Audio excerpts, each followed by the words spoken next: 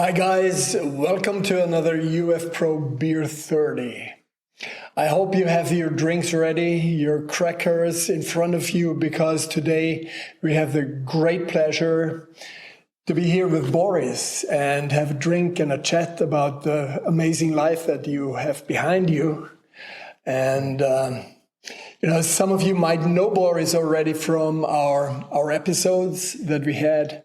How was it called? I think the Pro's Guide to Tactical Tracking. Exactly. Already a while ago, yeah. That was definitely my favorite. But for those of you who don't know Boris yet, maybe Boris, you tell us a little bit about the life, what you did all. I mean, we could probably take hours for that, but... Yeah, I've been going for a while now. But I think, I was born in Germany, grew up in the Netherlands, did my school and everything like everybody else, and then joined the military in 1994. So at the time we still had the draft in the Netherlands. So you would be drafted and you would be given a choice. What do you want to do? Would you go into sort of the general direction that everybody does? Do you want to go SF, which I didn't want to go? Or do you want to go on the UN mission, which was during that time was former Yugoslavia, right? So I signed up for that, and at the time you got training for about 4 months. Would you even as a conscript? Would you go even as a conscript? Yeah, 100%. To the UN missions? Yeah. Wow. So you got training for 4 months, then you were in theater for 6. And then you had like a month afterwards where you sort of wind down and you bring all your kit back and. You're back in the general population sort of thing. Okay.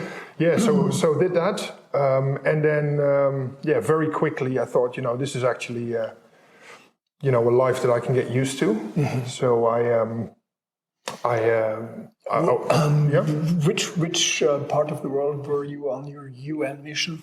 So that was Yugoslavia, former Yugoslavia. Sorry. So I was stationed in Sarajevo in 95. All right. I was very young. Very green, 4 months of education, training before that doesn't really prepare you for the reality of, something like that. Was there still fighting going on at that time? Yeah, around Sarajevo, there was a siege going on of the city, I had a role in the headquarters, a very minor role, but it was my sort of, first exposure to, conflict. It was... definitely life-changing experience. Which time of the year was it? Was it summer or was it winter? Was it cold or was it hot? Yeah, I think we arrived if I'm not mistaken, we arrived around June. And so 6 months later, I think it was it November or something like that, we came back. Yeah. Okay. So we had the summer period. Yeah. Okay. So after that, I signed up for the Royal Netherlands Marine Corps. Oh, cool! And I had to do selection for that. And very fortunately, I went in, and so that is 6 months of basic training, and then you start going through your different deployments. And ultimately, I stayed in for 21 years. I'm still a reservist to this day. And through that time, a variety of roles and. We can talk about it if you want, but... Sure. Okay. Sure, absolutely. So one of the main components of the Marine Corps at the time, and we're talking 96, 97 at the time, was we were part of the ACE Mobile Force, which was, ACE stands for Allied Command Europe. And the Mobile Force were the ones that were doing the northern flank. At the time, this was important, and as we know with current affairs, it actually starts picking up again. So together with the British Marines, we would be responsible for the northern flank of Europe. What does it mean? That was Norway then at that time? Or? Yeah, so we would generally in January of that year, we would go up to northern Norway above the Polar Circle in areas like Finnmark and Tromsø and these areas. And we would spend... That's cold. Yeah, it's very cold. Yeah. Yeah, I remember it to be, bloody cold at times. Yeah. So it was... was it at the coast? Partially. So if you were in Finnmark, if I recall it correctly, you're close to the Finnish border. That could get proper Baltic cold. And then around the fjords, even there, but that was generally a bit milder. So, but I do remember one time, we had I think minus 28 degrees without the wind chill. And then with the wind chill added to it, you got a feeling temperature of, minus 40, minus. Yeah. So, and then That's serious. Yeah, we also don't do a lot of things at that temperature. Because if you're outside, within a minute, exposed skin can freeze. Oh, yeah. So obviously then it becomes very difficult to operate. Yeah. And it was all in the. Do you have any chance to attend that? I think there is a winter combat school in Norway. Did you ever have a chance to be there to train there? No, we don't. We didn't do those. So it could be that it was found later. I'm not sure. There is a NATO winter combat school is in Norway. Oh, right. And they're supposed to be really, really good. Yeah, I know the battalion that's sort of from that area. I think, and I hope I get the history of this right, but so the 𝗙𝗪𝗪𝗙 battalion, who is responsible for that area of Norway as well, these were the winter specialists, right? 𝗙𝗪𝗪𝗙 battalion. 𝗙𝗪𝗪𝗙 obviously is also an area in Norway, but it's also a skiing technique. Yes, with the loose heels, right? Yeah, so, and back in the days, the Dutch Marine Corps was very much integrated with the British Marines. So we had a company that was part of a British battalion. It was called Whiskey Company. And I also think we had Juliet Company at some point. And so this was the company in the Marine Corps that would always go with the Brits to the northern flank every year. Okay. And they would also do, so in the winter, they would do winter warfare training. And then sort of in the fall, they would do mountain warfare training. So 3 months, 3 months. And if you'd done that 3 times, you would be awarded a badge, which we called, in Dutch is called the hijgend het, which is the, hijgen is doing that, and a head is a deer. So, because there's a lot of strain in, for that deer. And that was actually a symbol, if I get it correctly, of the 𝗙𝗪𝗪𝗙 battalion, and it was awarded by the Norwegian military to the Dutch military. And to this day, if you do that full alliteration, you get awarded this badge. Cool, right? cool. Let me ask you a question here, because this is something which I rarely experience here in Slovenia, as our winters are not cold anymore. So I rarely get temperatures down to minus 10. What is it? I mean, what's your experience, especially with garments? How could you possibly operate in environments like that? Minus 28 with wind chill, minus 40. That it's almost impossible, isn't it? Or what kind of garments did you have at the time, or what would you have expected from the garments? So at the time, it was in the Netherlands also we don't get these temperatures, right? So as a cloggy from the lowlands, it's quite a shock to get into these temperatures. But our instructors at the time, they were all, and to this day, are mountain leaders trained by the British, which is an incredibly arduous course, and I think one of the hardest courses that you can do in the Dutch military. Wow. It is becoming a specialist in Arctic and mountain warfare. These guys would go there, they would come back, and they would bring all the knowledge, and they would take us through the paces, and us being in a light infantry role back in the days means you carry your house on your back, and you keep moving. Mobility is everything as light infantry. You got to be mobile. And they would take us through it. So generally the training would look, you would have like what they would call a novice ski and survival course. So novice means you're the first time in the Arctic. And a military ski instructor, qualification I did later as well, he would take you through, learning how to ski on these 𝗙𝗪𝗪𝗙 skis. How you can do cross country, how you can do downhill. And some people obviously, they went on winter sport, they're pretty good at it. I wasn't. I never went on winter sport when I was young, so I never went skiing, so I had to learn it there, and it was quite hilarious. And they would teach us everything about, Arctic survival during that same period, navigation, important things like, which may seem arbitrary to others, but like tent routine, what do you do when you set up your tent? What do you do when you're inside? How do you do your watch duties? What are your priorities? How do you make sure that your body doesn't deteriorate over time, because you don't want to sort of every day lose a few percent. You want to be so you're eating a lot. You're doing 6,000 kilocalories a day. Wow, there's a lot of eating involved. Snack packs on the way, a lot of sweet tea, a lot of sugars. And then learning about how to take care of your clothing, making it clean, making sure you got layers so you can adapt your layering to, the environment. Yes. Yes. Maybe this onion principle also. Exactly. Onion peel principle. Yeah, exactly. So when you're static, you very quickly have to put something warm on because your body immediately starts cooling down. And then as soon as you get started, there's a drill for it, right? So everybody's standing there waiting, and someone will say, okay, 2 minutes, right? So 2 minutes, you will start putting your stuff away. You'll remove your warm top, put it in your backpack, zip up. Then it's 1 minute. You put everything on, and these backpacks become heavier, sometimes 60, 70 kilos. And the recce guys even get more. You put everything on, and you sort of balance yourself on the skis, and then you're good to go. Because what you don't want is, one person is ready, waiting, and the other one is still messing around with their stuff, right? So everything is about, minimizing exposure to stuff that to becoming like really cold. I found it really challenging, even in our temperatures here, to have cold temperatures outside and be very active.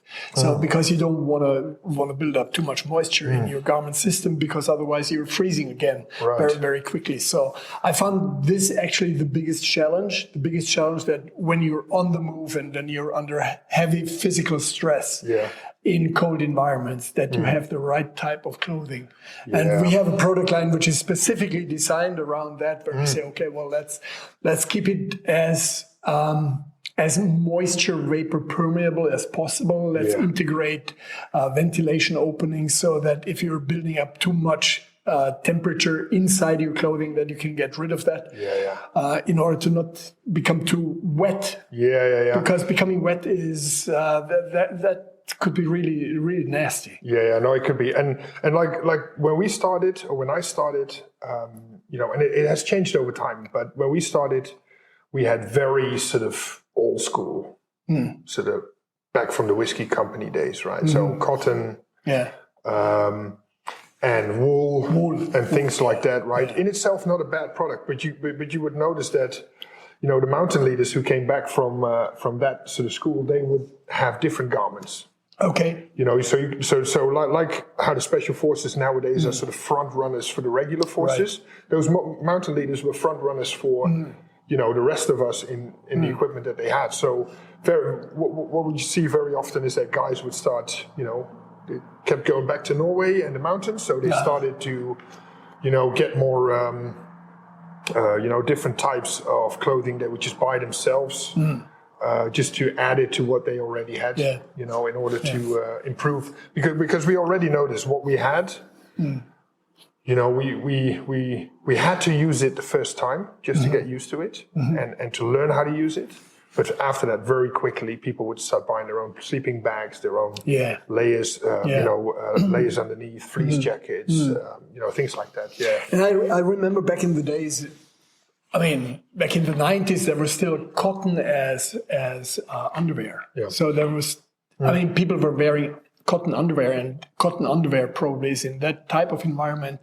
It's a no-go because it absorbs a lot of moisture, doesn't release the moisture anymore. It's actually like a superconductor for heat.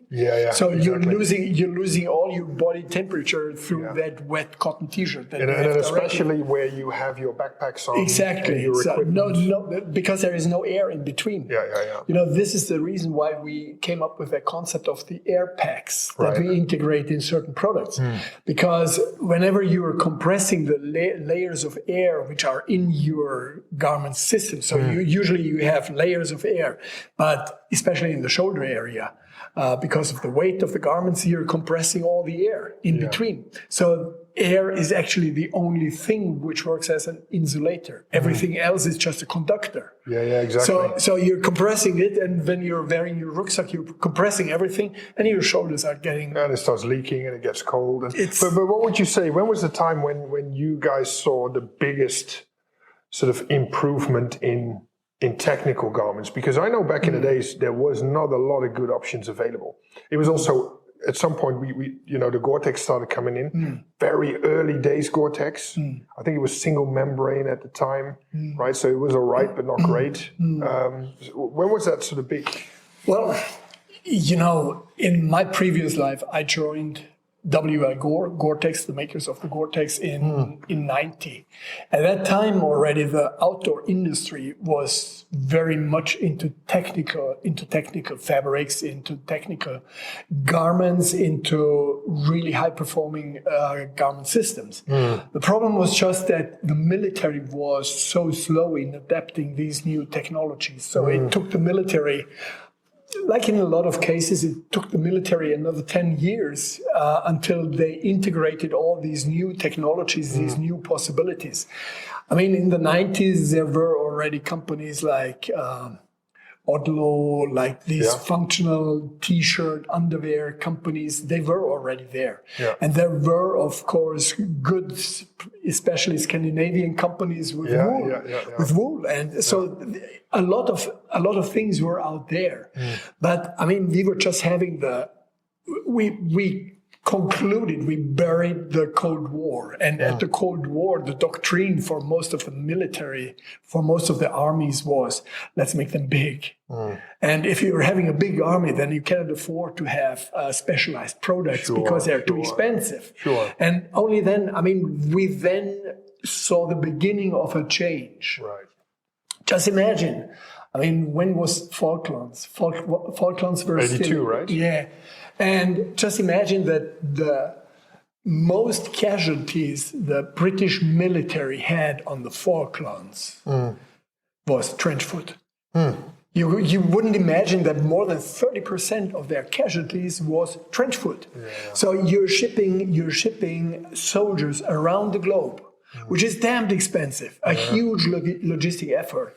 And then you have to take out the soldier because of a bad pair environmental conditions, right? And a bad pair of shoes. Because they could have had Gore-Tex shoes at that time already, but they didn't think about investing that money into a soldier. And I think after the Cold War, the whole mindset around the soldier changed.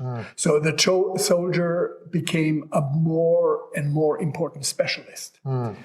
And so you had to start thinking about how to maintain this the performance of this specialist, because otherwise it would be a waste of time of money.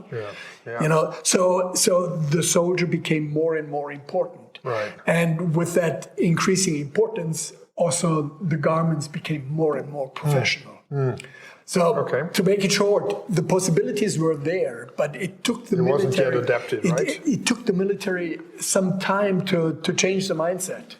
Yeah, I don't know if you guys have seen this, but for us, we often saw that it was the more specialized units, right? So like the Mountain Arctic Warfare Training Cadre or the Jungle Warfare Cadre for a different environment, or the Special Forces units, who would always be a front runner. Yeah. They generally... And they still are. Yeah, they have shorter logistical decision-making processes. They're directly connected to the top. And they also have more freedom in... Yes. Because they're smaller, and they need to be more versatile and more adaptable, right? So, and as sort of the main body of the Marines in this case, we would always see that and go like, oh, that would actually be good. And then people would be buying it for themselves. And then over time, then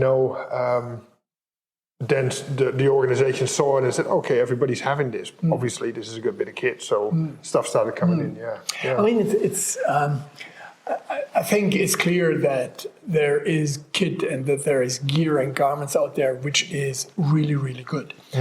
But sometimes it's just a matter of money. Yeah. So the money is not there. Okay, now in these days, we experience now a real change in thinking. So there is much more money going into defense. Right, people have recognized that defending our country is becoming important again. Everybody was pushing that idea to somewhere of it's part of the history. We don't fight for our country anymore. So we didn't have the impression that somebody is going to threaten us. Yeah. And all of a sudden that has changed. Yeah, here we are. Yeah. Yeah, that's very true. And that means also that more money is getting into equipment programs.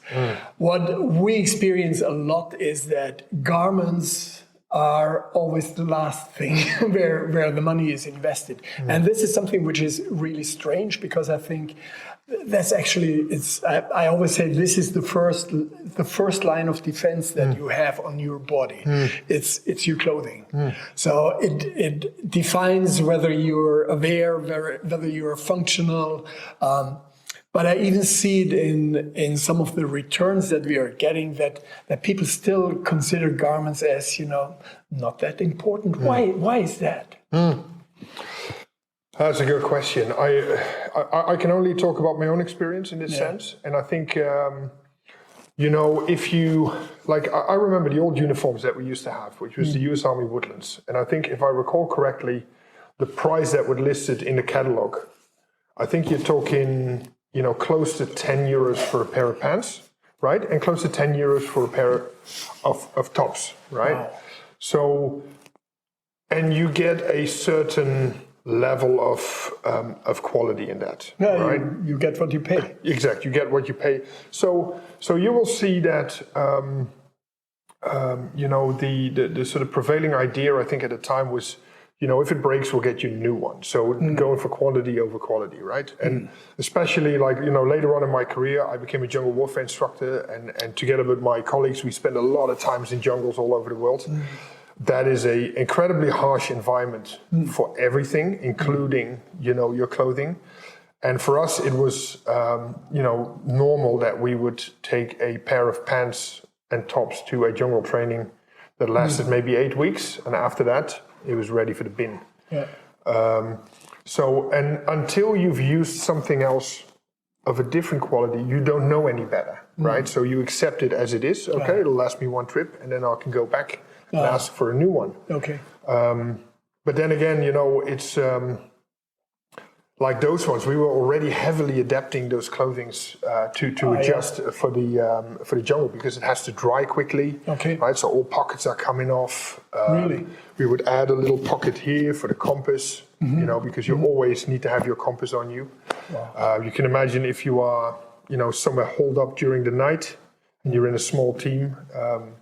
You arrange an ERV, which is called an emergency rendezvous. So if something happens during the night, that's where all of us need to go to assemble.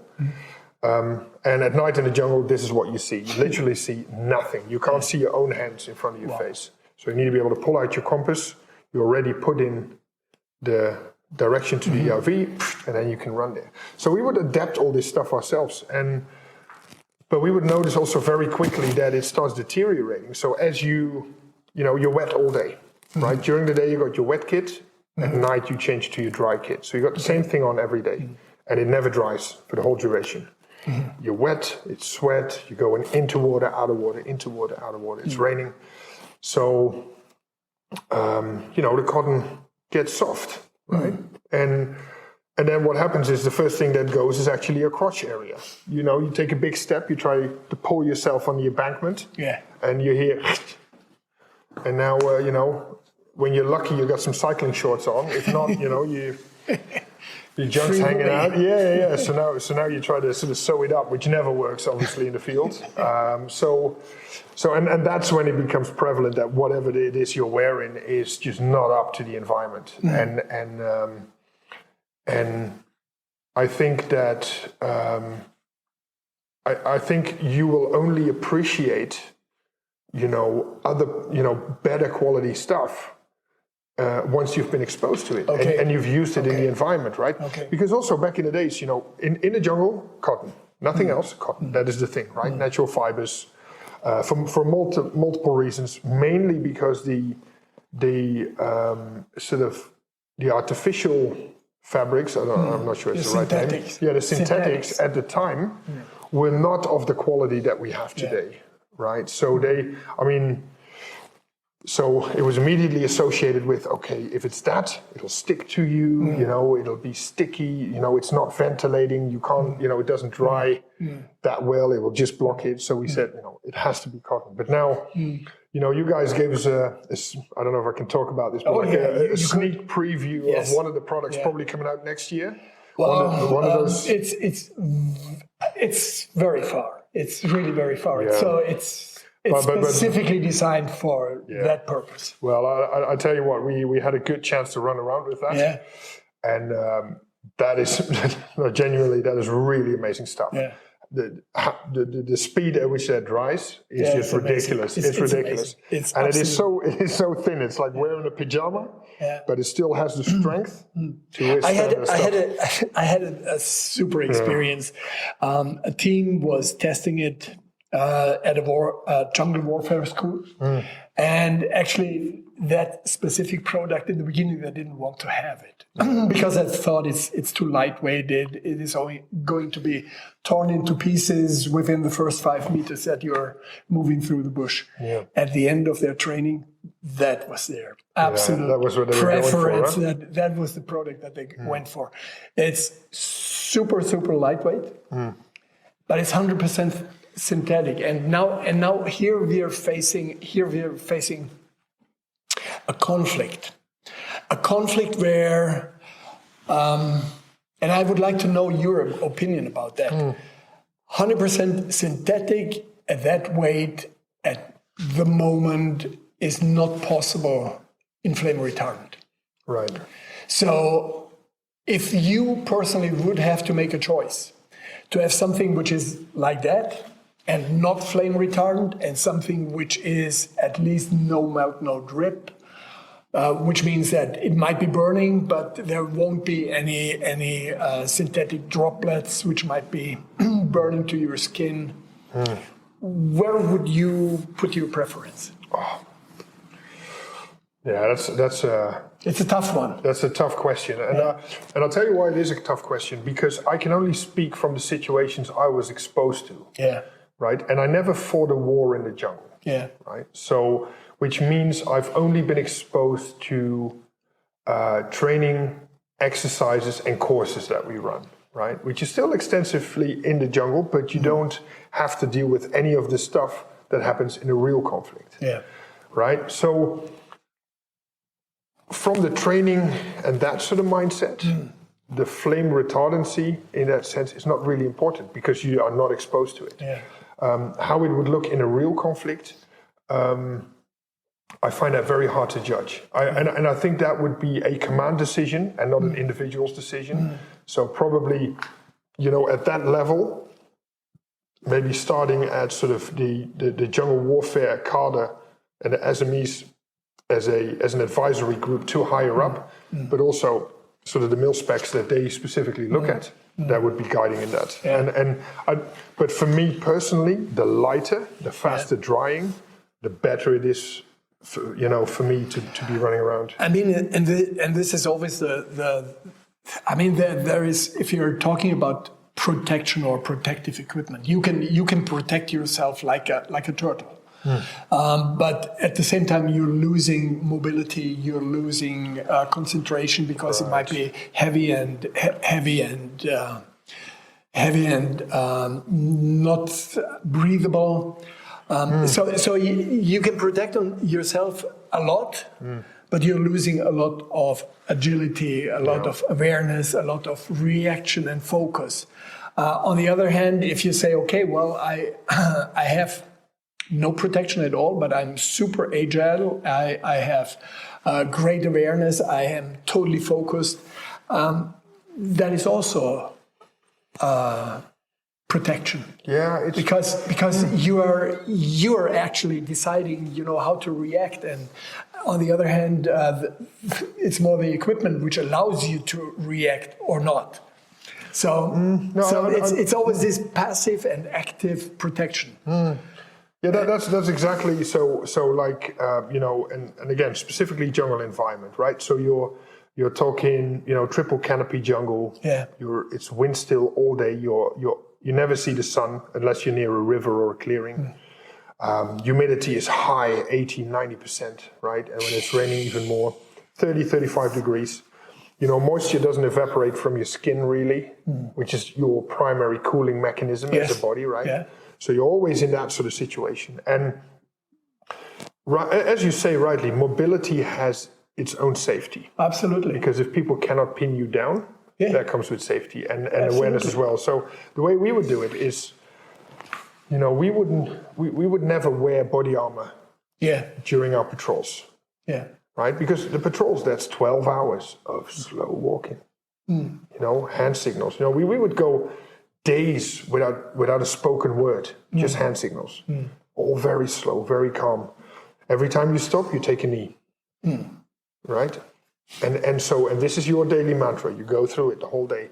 And the more stuff you have on, the harder this becomes. And the more your attention goes to your kit and to your miserable little life, and less attention goes to where your attention should be, which is outside, right? So the way we would solve it is we would bring our helmets and body armor, but it would be in the backpack. Okay. And if a situation would arise where we had to do, you know, maybe an attack, a camp attack, or we had to do an ambush, or we had to do something, that's where you put it on. It's for a short duration, but you already notice as soon as you're through that thing, you know, it's back in. It goes back in, and you sort of, you know, and you're able to maneuver. So, and that's also the thing, you know, and I think, you know, the best quality clothing can have is that you don't notice it. You don't think about it. It's there, you know, but you don't think about it. Yeah, that's actually always what drives me. Okay. So all my product development thinking goes into, I don't want the operator to think about the pocket, the knee pad, the whatever. So it's there where he needs it. If he doesn't need it, he doesn't even think about it. So it's good that you mentioned, because that's exactly what's driving our efforts in product development. Yeah, and it's just, you know, again, you know, having used, you know, the little gem that you guys sent down. Awesome. Yeah. Really good stuff. Cool. And I think, but that's also the thing, I think over time, if you look at sort of the military side of things, cotton was the mantra, especially for jungle. And it you know, I know in the past we did have, you know, we talked about it, and you know, military by definition is quite traditional. Oh yeah. Right? Which has some really good qualities to it itself, because tradition is the anchor sort of that binds you together and drives you. It also at the same time brings inertia. To some extent, yeah. So you know, and so, but you will always have sort of the early adopters that are running around, and they say, okay, but you know, everybody says this is, you know, we do it because we've always done it. Yeah. But let's have a look at a few other things, and then you know, things start to change. And you know, if I'd love to have this, you know, back in the days when I was, you know, doing the hard yards, and it was, you know, really good. So the next generation will get it. That'd be awesome. Yeah. So and then, where did you end up after the military? Yeah, so you know, I was in the Marine Corps, which is traditionally, you know, on the border of land and water. I don't know, in hindsight, exactly why I chose it, because I'm not a big fan of water, especially open water. I get seasick fairly quickly. Also, you know, it's just not my domain, which is weird. I always like the land stuff. So I did, you know, I did a jungle warfare instructor's course. Then I went into the sniper training team 𝗙𝗙, which is more land stuff, you know, more, you know, detailed, customized. You know, I always like sort of the specialist jobs, because it gives you, if you're enthusiastic about something, and you have that with garments, there is no limit to the depths that you are willing to go. Oh, absolutely. I know what you're saying. There's no limit to the depths you want to go in, and sort of really sort of get to the next level. And that, you know, and in the sniper branch back in the Marine Corps, it was a small group, you know, all specialists, all that mindset, you know, and so that was really cool. And that led to, you know, fast forward to sort of 2012, around that time, 2010, 2012, is when the piracy in East Africa picked up. Okay. So I think, you know, I think you remember it, right? It was a very lucrative business for the pirates. You know, they would hijack a ship, take it into the territorial waters of Somalia, where there was no rule of law, and they would negotiate the freeing of this ship for money. And that sometimes went, you know, I know a few guys in Kenya that were involved in the money drops, and it's like literally fly like a little Cessna plane across the border, have the money like 50,000 to 100,000 US dollars, even sometimes into the millions in duffel bags, and they would fly over and they would drop the money, and that's how it was. It was a very weird time. So and it became a problem because it started to cost a lot of money. So that's why governments got involved, but there's also obviously a lot of suffering involved in this. I do recall an instance where there was a ship that was, I think it was under Russian flag or something, doesn't matter really, but the ship was taken hostage and taken to territorial waters, and the shipping company went bankrupt. Right? So the main negotiation partner for those guys was gone. And I think those guys spent years, like 2 years or more. And that is the suffering that comes with that is incredible. So the international community stepped up. European Union had a mission there, NATO had a mission there, and it was naval ships with boarding teams, and they had that mandate to interdict the moment between the initial assault of the ship by the pirates and the moment the citadel or the safe room in the ship was breached. Because as soon as the captain was under command of the pirates, then it would change. You can no longer interdict. It now becomes the negotiation between the company and and the pirates, right? Okay. So that was your little window. So all the ships were floating around. They all had their little ops box, and you're sort of bobbing around in the ocean. My favorite terrain, not really.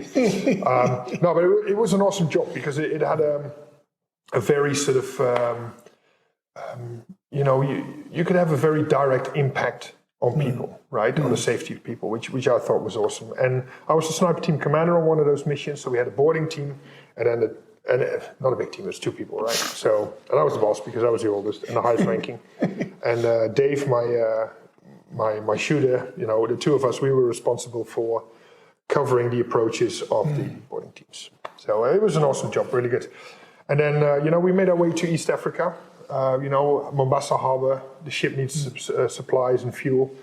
And that was the first time I set foot on East African soil, 2012. I remember it very vividly. And we got a chance to see that landscape, and it just absolutely blew me away. If you think, it's like Lion King level stuff, right? You got these big plains, you got massive groups of elephants, not a lot of fences. It's like old school. This is what Africa looks like if you think about it, right? Incredible. I know it. I've been there. Yeah, you've been there, right? I've been there. Absolutely incredible. It's incredible. And I really took to it, and at some point, we also saw the impacts of poaching, an elephant that was poached, and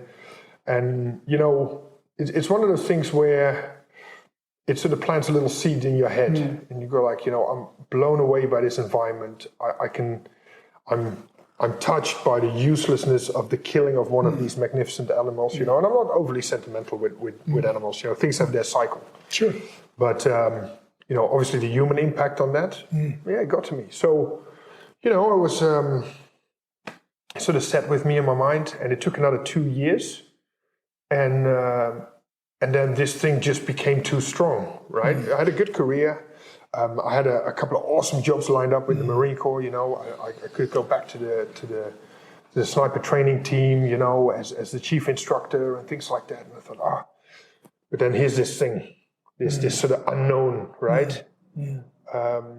And this became stronger than that. So it just became stronger. So it became, and because of that, it became the route of the least resistance. It sounds like a big step. People sometimes tell me, they say, Boris, that big step, leaving the forces, going to Africa. But if your heart is going into a direction, it's a logical step. Yeah, it becomes even harder not to do it, right? So I handed. I made in my life. I made the experience that there is time for certain things to do, and this time passes, and you move on. So you did what you had to do and what you felt that you have to do at a certain time, and then you move on. Yeah. And you notice already it's time to move, and then you move on. Yeah. So it happened to me a couple of times in my life, and I always changed then the course of my life. Right. And it sounds like this was exactly what happened to you. Yeah, it's exactly what it is. And when people ask, well, how do you know? It's, well, you know. You know. When the time is there, you know it. it'll become very evident. So I basically, went and said, look, I'm gonna leave the service. I'm gonna hand in my resignation, honorable discharge. And then I started sort of thinking about trying to get, a place in this thing, right? And the way that happened was I started going to conservation organizations and started going into, here I am. I don't understand the problem, but I really want to be part of this. So, these are my qualifications. Take me along as your instructor. I'll do it for free. I want to understand the problem. Okay. And I started going to all these different places. I went to Thailand. I went to Belize. I went to Ghana. I went to Kenya. Seeing all these rangers, they all love training. I also saw that training of outside people coming in for a short duration is fairly limited in the outcomes. And that's when we started what I'm doing now, which is lead ranger. And lead ranger is sort of my organization currently is training trainers in Africa. So we take park rangers and train them up to be trainers for their peers. And it's a longer term program. We've been doing it a few years now. It's going really well. We're expanding massively, and my team is all sort of, most of them, almost all of them are Africans, former rangers who are now instructors, going out throughout Africa, training their peers, and that's absolutely beautiful. Yeah. And tracking is part of that training. Teaching tracking. It is, yeah. How did you come to tracking? Oh, by the way, you want another beer? I'd love another beer. Yeah, me too. So there you have it. This concludes another episode of UF Pro's Beer 30 podcast. Want more information about UF Pro and tactical clothing for professional end users? Then please visit ufpro.com or follow our channels on YouTube, Instagram, Facebook, and TikTok.